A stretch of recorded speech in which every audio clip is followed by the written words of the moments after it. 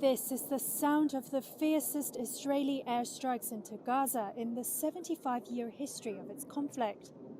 Israel said on Tuesday it had reclaimed control of the Gaza border, despite a Hamas threat to execute a captive for each home hit without advance warning. Israel has vowed to take its mighty revenge since gunmen rampaged through its towns, leaving streets strewn with bodies in by far the deadliest attack in its history. Hundreds were killed in the Hamas attacks, according to Israeli media, dwarfing the scale of any past attack by Islamists apart from 9/11. Scores of Israelis were taken to Gaza as hostages, with some paraded through the streets. Israel has called up hundreds and thousands of reservists and placed the Gaza Strip, home to 2.3 million people, under a total siege. And in Gaza, whole districts in the enclave have been flattened.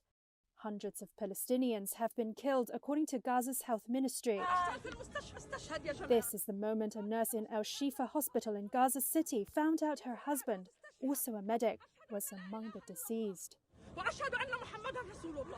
"My husband has been martyred, people," she shouts as she walked to break the news to her daughter, who cries and hugs her mother.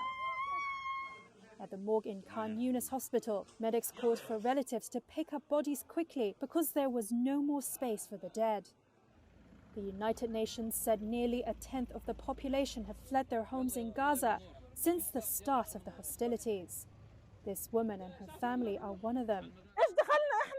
"What is our fault? What did my children do?" she says.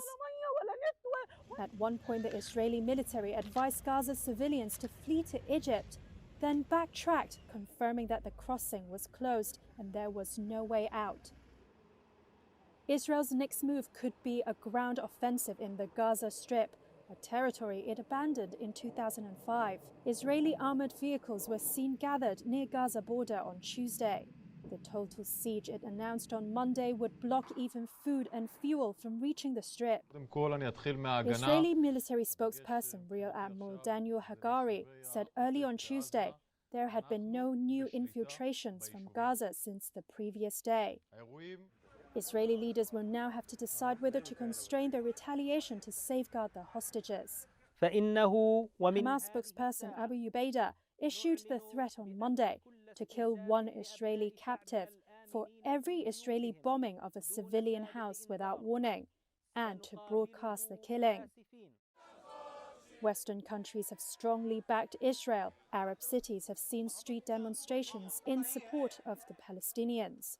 Iran, Hamas patron, celebrated the attacks. But on Tuesday, Supreme Leader Ayatollah Ali Khamenei denied playing a direct role in them.